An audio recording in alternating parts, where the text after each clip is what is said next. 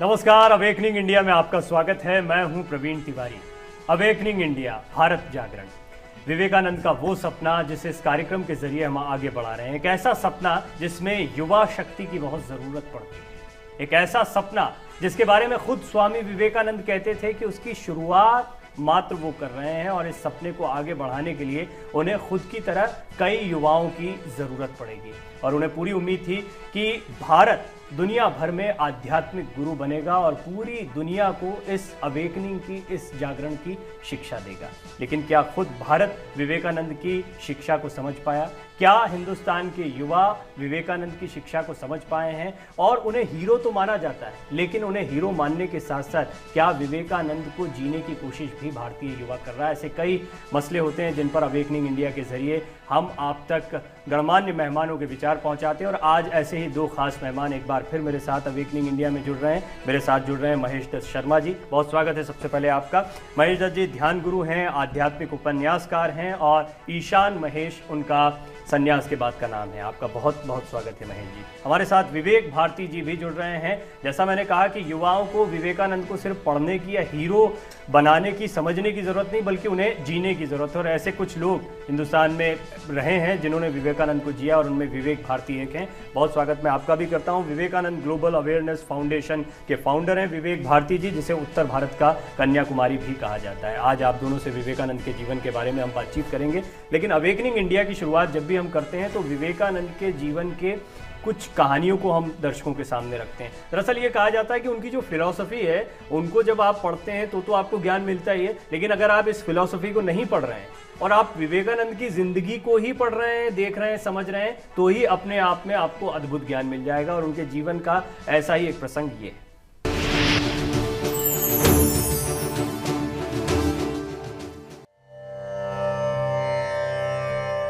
स्वामी विवेकानंद बचपन से ही सत्य को जानने का प्रयत्न करते।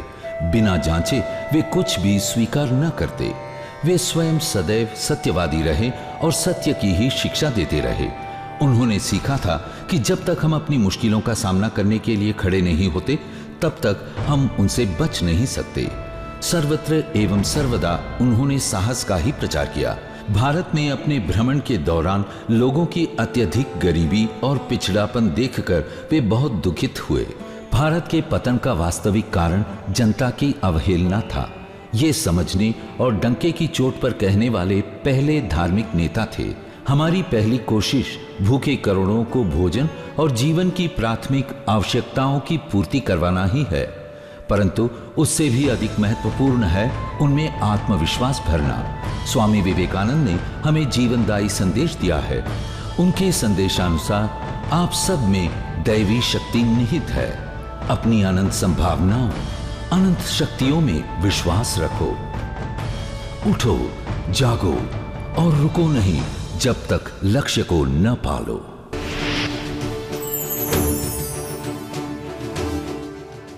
ये जो विचार था स्वामी विवेकानंद का, ये बहुत महत्वपूर्ण है। और एक युवा होने के नाते, चाहे मैं हूँ या टेलीविज़न के ज़रिए जो युवा आपको देख रहे हैं, सुन रहे हैं, सबके जहन में एक सवाल रहता है। वो यक्ष प्रश्न ये है कि हमारा मकसद क्या है, हम क्यों आए हैं इस दुनिया में, हमें क्या करना है।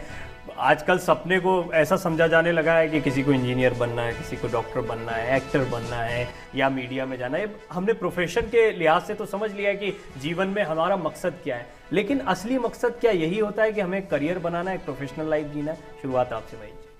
आरंभ में यदि आप देखें तो स्वामी विवेकानंद का भी यही लक्ष्य था, जैसा कि आपने लक्ष्य कहे हैं।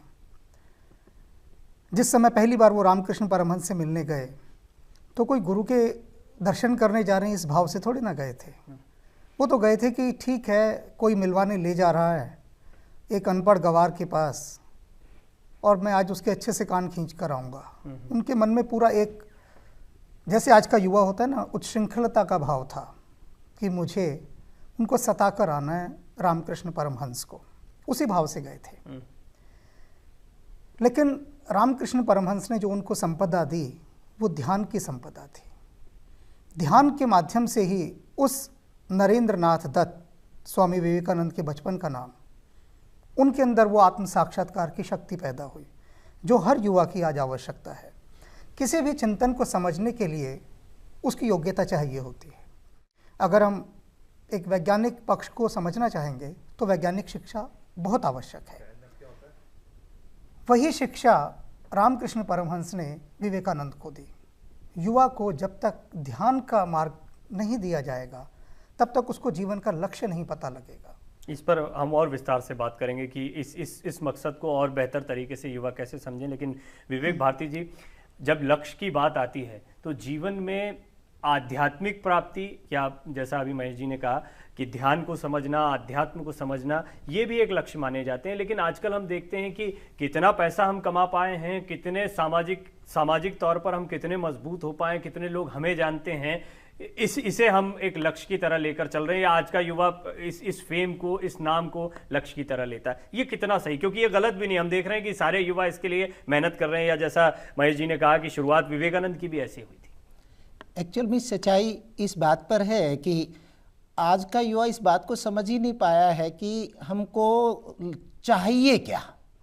जिस दिन युवा को ये पता लग जाएगा कि हमको राष्ट्र के लिए क्या चाहिए, अपने लिए क्या चाहिए, तो सही दिशा की तरफ जाएगा।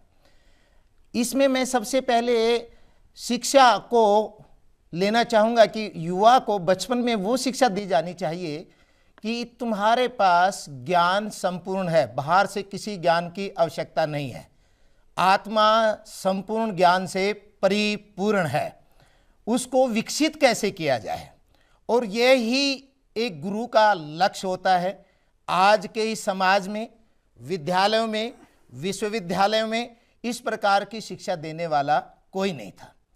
जब विवेकानंद जी रामकृष्ण परमहंस के सामने पहुंचे, उनके हृदय में एक प्रश्न था, एक लक्ष्य था कि मैंने ईश्वर को खोजना है। तो उनका पहला प्रश्न यही था कि क्या तुमने ईश्वर को देखा है? विवेकानंद ने सभी महात्माओं से इसी तरह जो भी मिले लाल कपड़े में, यही प्रश्न था। जब वो किसी के माध्यम से किसी मोहल्ले में रामकृष्ण परमहंस जी आए थे, उनके कोई मित्र उनको, क्योंकि उनको भाव की समाधि होती थी रामकृष्ण परमहंस को, तो उनको गवैये की आवश्यकता होती थी। तो गवैया जो गाने बजाते वो मिला नहीं। किसी ने कहा कि नरेंद्र दत्त नाम का एक लड़का है, कॉलेज में पढ़ता है, बहुत अच्छे भजन गाता है। यहाँ से शुरुआत। और रामकृष्ण परमहंस ने पहली दृष्टि में ही उनको देखा, और देखते ही रामकृष्ण परमहंस ने लगा कि सप्त ऋषि मंडल में से एक ऋषि है जो जमीन के ऊपर ज्ञान की गंगा को लेकर आया है। तो रामकृष्ण परमहंस ने उनसे कहा कि आप दक्षिणेश्वर में आकर हमसे मिलना। कहने लगे मिलने की कोई बात नहीं है, मेरा आपसे एक प्रश्न है, पहले आप उसका जवाब दे। रामकृष्ण परमहंस ने कहा पूछिए। मेरा प्रश्न है क्या आपने ईश्वर को देखा है? रामकृष्ण परमहंस जी पहले संत थे जिन्होंने कहा कि मैंने ईश्वर को देखा है और मैं तुझे भी ईश्वर दिखा सकता हूं। जैसे तुम मुझे देख रहे हो, मैं तुम्हें साक्षात ईश्वर के ऐसे दर्शन करा सकता हूं। आज युवा विवेकानंद बन सकता है, लेकिन रामकृष्ण परमहंस कहाँ है? विद्यालयों में तो नहीं है, विश्वविद्यालयों में तो नहीं है। ये तो आत्मा की जो पहुंचाई और गहराई तक जो पहुंचा है वही वहां तक ले जा सकता है। ये प्रोसेस क्या है? मतलब विवेकानंद जैसा बनना है या नहीं बनना है, लेकिन उनके बताए रास्ते पर चलना है। और अपने जीवन का अगर आपने कोई लक्ष्य निर्धारित किया है तो वो लक्ष्य कितना बड़ा लक्ष्य है, कितना मजबूत लक्ष्य है, क्या सही दिशा में आप आगे बढ़ रहे हैं, और दूसरा उस लक्ष्य को कैसे हासिल किया जाए, जैसे सवाल युवाओं के जहन में उठते रहते हैं। इन पर भी मैं आपसे विस्तार से बात करूंगा। लेकिन एक ऐसे ही युवा हैं अखिल कुमार, और काफ़ी दुनिया में उन्होंने नाम भी कमाया, बॉक्सर हैं, और बहुत छोटी छोटी जगह से हमने देखा हिंदुस्तान में ये खिलाड़ी निकल कर आए और इन्होंने अपने अपने करियर में तरक्की हासिल की है। और इसे वो एक पूजा की तरह, इसे भी एक अध्यात्म की तरह मानते हैं। लेकिन एक बड़ी दिलचस्प बात ये रही कि हम किसी भी फील्ड के युवा से बात करते हैं, स्वामी विवेकानंद उसके आदर्श निकलते हैं। और कुछ ऐसा ही अखिल के साथ है। तो अखिल इस मसले पर क्या कहते हैं, पहले उनकी बात सुनते हैं।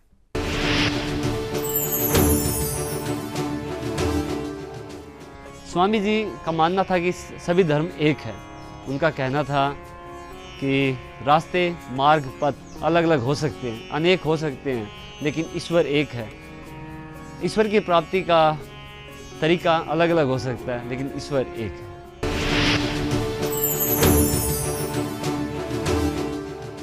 ये भी एक इत्तेफाक है कि अभी आप ईश्वर की भगवत प्राप्ति की बात कर रहे थे और अभी ये ऐसी कुछ बात अभी अखिल भी कर रहे थे।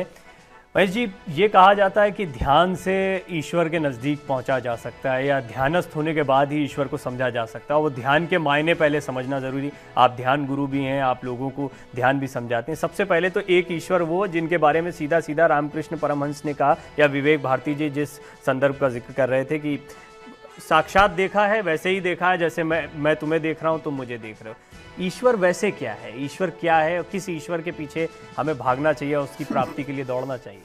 ईश्वर जो है वास्तव में समाधि की अवस्था में एक भीतरी अनुभव, एक भाव दशा का नाम है। ईश्वरत्व होना वो भगवत्ता है, भगवान जैसी बात नहीं है, भगवत्ता है कि उस अनुभूति को आप उपलब्ध हो जाते हैं जो पूरे अस्तित्व के साथ आपको एकाकार कर देती है। ये अभी शब्द हैं, अनुभव नहीं है।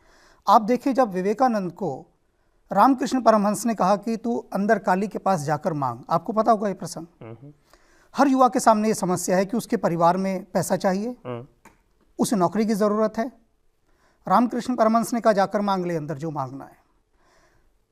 उन्होंने क्या मांगा? अगर वो क्लर्क की नौकरी मांगते तो जिंदगी भर विवेकानंद क्लर्क होकर रह जाते, यही हो जाता ना। उन्होंने ही मांगा। क्यों नहीं मांगा? क्योंकि रामकृष्ण परमहंस ने उन्होंने ध्यान की संपदा दी थी। ध्यान आत्म साक्षात्कार को जगाता है। तो उस समय तक उस अवस्था को विवेकानंद प्राप्त हो गए थे कि वहाँ रहकर वो ये देख सके मेरे जीवन का लक्ष्य क्या है।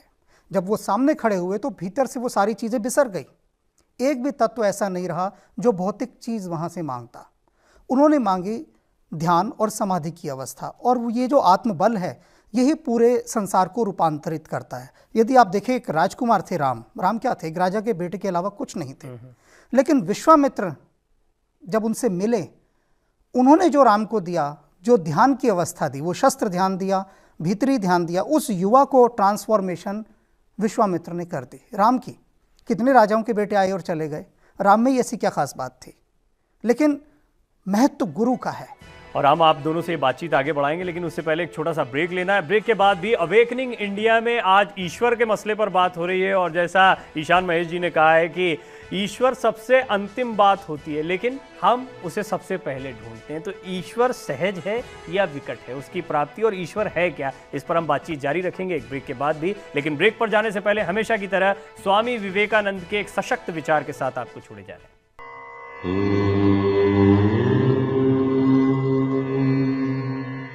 मनुष्य सत्य चाहता है, वह सत्य का स्वयं अनुभव करना चाहता है, और जब वह सत्य की धारणा कर लेता है, अपने अंतःकरण में उसका अनुभव कर लेता है, वेदों के अनुसार, तभी उसके सारे संदेह दूर होते हैं। तमोजाल छिन्न भिन्न हो जाता है और सारी वक्रता सीधी हो जाती है। दूरदर्शन, एक चैनल, एक भरोसा, एक उम्मीद पेश कर रहा है बेहतरीन क्वालिटी डिजिटल प्लेटफॉर्म पर, जिससे एंटरटेनमेंट का मजा और भी बढ़ जाता है।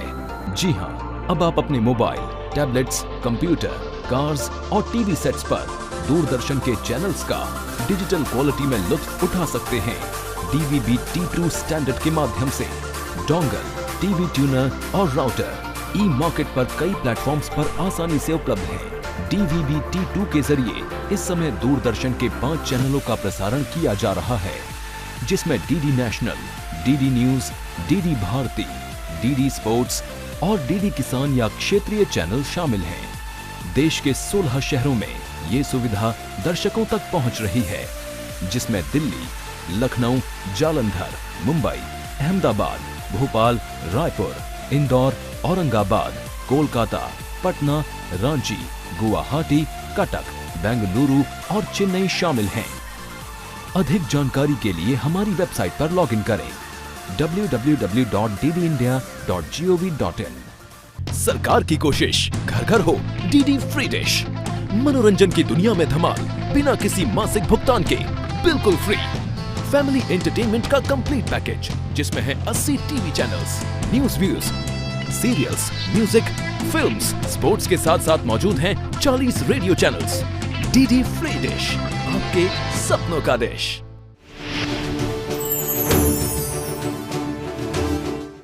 ब्रेक के बाद एक बार फिर आपका स्वागत है अवेकनिंग इंडिया में। आज हम बात कर रहे हैं एक बार फिर विवेकानंद के उस बड़े सपने की जो आज भी जिंदा है, युवा शक्ति जो देश को एक बार फिर पूरी दुनिया में विश्व गुरु बनाएगी। आध्यात्म की दृष्टि से देश की, हिंदुस्तान की जड़ों में धर्म बसता है और जब तक हमारी जड़ें मजबूत हैं देश मजबूत रहेगा और पूरी दुनिया में सबसे ताकतवर बनकर उभरेगा। लेकिन क्या उस आध्यात्मिकता को आज का युवा समझ पाता है? हमारे साथ ईशान महेश जी बने हुए हैं, स्वामी विवेक भारती बने हुए हैं और ब्रेक से पहले जैसा ईश्वर के बारे में महेश जी ने कहा कि ईश्वर हमारे अंदर ही है और हम उसको कहीं बाहर ढूंढते हैं, या जैसा उन्होंने कहा ईश्वर का प्रश्न जो है वो एक अंतिम प्रश्न है, बहुत बाद की चीज़ है, लेकिन उसे बहुत शुरुआत से खोजते हैं, चाहे वो मैं हूँ या कोई भी एक आम भक्त है। ये ईश्वर क्या है, आप कैसे देखते हैं ईश्वर को? मैं ईश्वर को ऐसे देख रहा हूँ जैसे आपको देख रहा हूँ। हमने ईश्वर को पता नहीं क्या समझ लिया है। आज से 5 साल पहले JNU के प्रोफेसर ने, साइकियाट्रिस्ट थी, उन्होंने मुझसे पूछा था भारती जी समाधि क्या है, तो मैंने उनको स्ट्रेट फॉरवर्ड कहा I am talking to you and I am completely समाधि। ये समाधि बहुत सरल है और लोगों ने इसको बहुत दुष्कर बना लिया है। एक अध्यापक क्लास में जब पढ़ाता है तो बच्चे समझ लेता है तो बस वो वहीं तक स्थिर हो जाता है। यदि वो ईश्वर की कृति मानकर और स्वयं उसकी कृति करके और उसकी उन्हीं दृष्टिकोण से यदि वो आगे बढ़े तो मैं आपको ये दावे के साथ कह सकता हूँ 2 महीने में उसकी दृष्टि बदल जाएगी और वो ईश्वर को प्राप्त कर लेगा। एक झाड़ू वाला अपनी झाड़ू के माध्यम से राष्ट्र की सेवा करता हुआ जितनी सड़कें हैं उसके अंदर अपने उस भाव को डुबो दे और उसको प्राप्त करे तो ईश्वर प्राप्त हो जाएगा। हम ईश्वर को इतना विकट क्यों बना चुके, ये मेरी समझ से बाहर है। ये बहुत सुंदर बात कही है। हमने ये बात तो सुनी और मुझे लगता है कि अभी जो युवा सुन रहे हैं उनको भी लग रहा होगा कि हाँ, ये बात कई बार सामने आती है कि कर्म ही पूजा है। अपने कर्म को आध्यात्म मानकर, पूजा मानकर, ईश्वर मानकर अगर करते चले जाएंगे तो जैसा वो गाना गाते गाते रामकृष्ण परमहंस से मुलाकात हो गई, जैसा आपने कहा स्वामी विवेकानंद की, लेकिन वो भाव क्या है जो हर काम में एक होता है, जो हर काम में आपको आध्यात्म या ईश्वर के नजदीक पहुंच, वो भाव क्या है कर्म का? वो भाव होता है उसमें लीन हो जाना, डूब जाना। जब हम किसी भी चीज़ में डूब जाते हैं बिल्कुल गहराई से, तो उसके बाद हमारा संपर्क क्षेत्र सारी सृष्टि से हट जाता है। जैसे अर्जुन को केवल चिड़िया की आंख दिखाई दी उस वृक्ष के बाद, सारे संपर्कों से वो हट गया। मैं अनेक युवाओं से मिलता हूँ, उनसे पूछता हूँ तुम्हारी दिनचर्या क्या है। यहाँ से देखिए, आपके हमें युवाओं पर बात करनी है जी। तो युवा कहते हैं हमारी दिनचर्या सुबह उठते हैं, अखबार पढ़ते हैं, टीवी देखते हैं, फिर अपना इधर उधर कॉलेज जहाँ जाना है वहाँ चले जाते हैं, घर आते हैं, क्लब जाते हैं, फिर टीवी देखते हैं, फिर सो जाते हैं। स्वामी विवेकानंद जिनके हीरो होंगे उनको ये समझना चाहिए कि स्वामी विवेकानंद अपने साथ बैठा करते थे। एकांतवास हमारे संसार से विदा हो गया है। हम अपने साथ बैठना ही नहीं चाहते, डरते हैं कैसे बैठेंगे, अंधेरा दिखाई देगा। उनके रूटीन के अंदर उनका शेड्यूल था ध्यान का, बैठ गए और अपने भीतर आत्ममंथन कर रहे हैं कि हम रात को बैठें या सुबह बैठें और बैठ के हमने सोचा कि आज हमने अपने देश को क्या दिया या हमने आज किस किस का बुरा किया, ये सोचना शुरू कर दें। यात्रा यहाँ से शुरू हो जाएगी। कबीर दास जी कहते हैं, कबीरा मल निर्मल भया जो गंगा को नीर, पाछे पाछे हरि फिरे कहत कबीर कबीर। तो वो खुद दौड़ा आएगा, तुम्हें ढूंढने की आवश्यकता नहीं। तुम देखो तुमने पूरे दिन क्या चिंतन किया। जो आत्म साक्षात्कार है उसमें यह कि हमने पूरे दिन में कितने गलत काम किए, उन पर फिर विचार और अपने आप को खुद कटघरे में खड़ा करके पूछना और कहना कि नहीं ये ठीक नहीं किया। विवेकानंद ये करते थे कि जो किया उसका आत्म मंथन करना। मंथन शब्द तो खो गया, समझाने से ही युवा हिंसक हो जाता है। अगर उसे समझाना आरंभ करो तो ध्यान वो सीढ़ी है जो उसको उस प्लेटफॉर्म पर लाकर खड़ा करती है जहां वो सही और गलत विवेक जो है ना, विवेक शब्द कि क्या सही है और क्या गलत है, कैसे फैसला होगा, भीतर से होगा ना। अभी जो आपने विवेकानंद का विचार दिखाया उसमें यही बात वो कहते हैं। तो अपने भीतर उतरने के लिए उसे, मेरे पास अनेक संप्रदायों के युवा आते हैं, मैं पूछता हूँ कोई जैन संप्रदाय से आया, तुम कभी जैन मुनि के पास बैठे हो? वो कहते नहीं। तुम्हें मंत्र आता है नमोकार? कि नहीं आता। तुम कौन हो भाई? मैं ये हूँ। कभी किसी सन्यासी के पास बैठे हो? मुझे क्या मतलब सन्यासी के पास बैठने का। तो इस तरह के प्रश्न जब युवाओं से किए जाते हैं तो वो देखते हैं वहाँ से पलायन कर रहे हैं, तो ध्यान कहाँ से होगा? ध्यान जैसे ही शुरू होता है, अपने साथ बैठना ध्यान है। आप अपने पास बैठ गए, अपने भीतर बैठ गए, वहाँ से आपका चिंतन शुरू। मैं थोड़ा प्रैक्टिकल लाइफ में भी आप लोगों से इसको समझने की कोशिश करूंगा, और युवा भी चाह रहे होंगे कि आसान भाषा में कि वो अगर कल से ही चाहें या आज से इस कार्यक्रम को देखने के बाद वो चाहें कि अपने जीवन में इस ध्यान को लेकर आएँ, तो वो क्या कर सकते हैं, इस पर बातचीत करूँ। उससे पहले डॉक्टर करण सिंह इस मसले पर क्या कहते हैं, उनके विचार भी हम रखते हैं। देखिए, ऐसा है कि गुरु शिष्य परंपरा हमारे देश में हजारों वर्ष से चल रही है। वही कारण है कि इतने उतार चढ़ाव के होते हुए भी और इतने कष्ट और संकट हजारों वर्ष से भोगते हुए भी भारतीय संस्कृति अभी तक सुरक्षित है और चल रही है। वो अल्लामा इकबाल ने कहा है ना, कुछ बात है कि हस्ती मिटती नहीं हमारी, सदियों रहा है दुश्मन दौरे ज़मां हमारा। वो बात ये है कि हम गुरु शिष्य परंपरा को लेकर, और चाहे वो संगीत में हो, चाहे वो नृत्य में हो, चाहे वो दर्शन में हो, गुरु परंपरा, गुरु शिष्य परंपरा चल रही है। तो श्री रामकृष्ण तो एक शुद्ध पुरुष थे, वो बहुत पठित नहीं थे, बल्कि पठित थे ही नहीं। ये तो बहुत पठित थे, इन्होंने उपनिषद भी पढ़े, विवेकानंद ने वेदांत सब पढ़ा, जो मैं मंत्र कह रहा हूँ आपसे। लेकिन श्री रामकृष्ण तो स्वयं एक काली के भक्त थे और पहुँचे हुए व्यक्ति थे, इसमें कोई शक नहीं। वो तो कहते हैं जब पुजारी थे वहाँ दक्षिणेश्वर मंदिर में, तो रात को जब वो माता का श्रृंगार करते थे, तो ऊपर जब जाते थे तो लोग कहते थे कि माता की झंकार, पायलों की झंकार सुनाई जाती थी। इतना यानी प्रत्यक्ष उनको माता के साथ संबंध था, महाकाली के साथ। तो वही परंपरा से ये शक्ति आती है। तो उनके बहुत सारे शिष्य थे, युवा पीढ़ी के शिष्य थे, लेकिन सबसे प्रमुख और प्रिय शिष्य उनके नरेंद्र थे, नरेंद्र नाथ दत्ता, जो बाद में स्वामी विवेकानंद बने। और अन्य भी जो उनके शिष्य थे प्रमुख, स्वामी अभेदानंद थे और बहुत सारे बड़े स्वामी थे। उन्होंने भी बहुत काम किया देश विदेश में, लेकिन स्वामी विवेकानंद उनमें प्रमुख थे।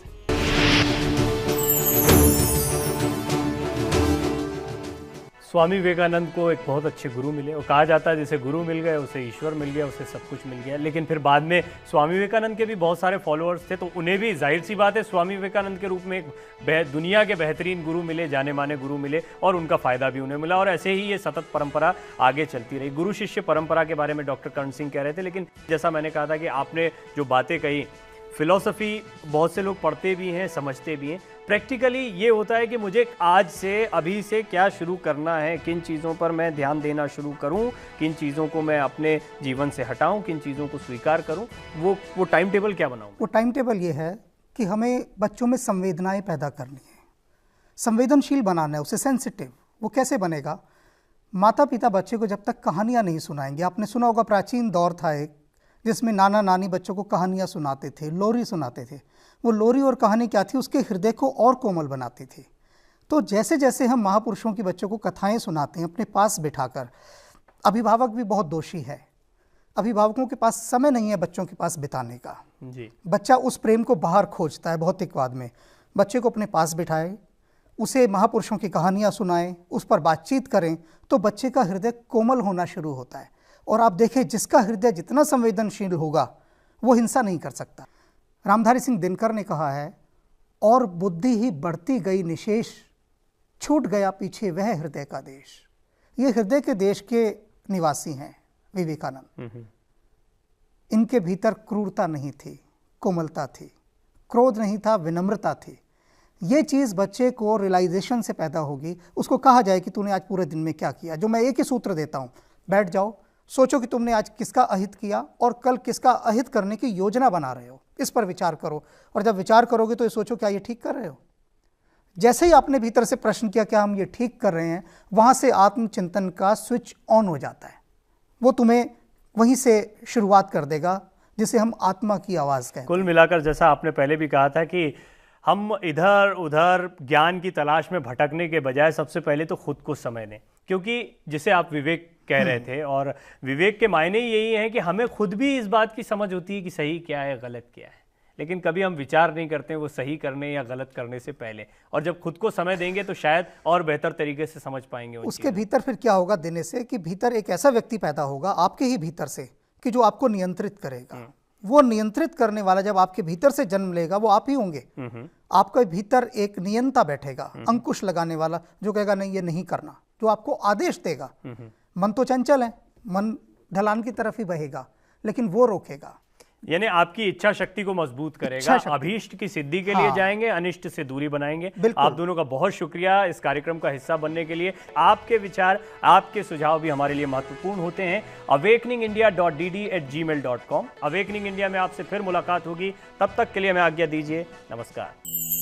मनुष्य सत्य चाहता है, वह सत्य का स्वयं अनुभव करना चाहता है, और जब वह सत्य की धारणा कर लेता है, अपने अंतःकरण में उसका अनुभव कर लेता है वेदों के अनुसार, तभी उसके सारे संदेह दूर होते हैं, तमोजाल छिन्न भिन्न हो जाता है और सारी वक्रता सीधी हो जाती है।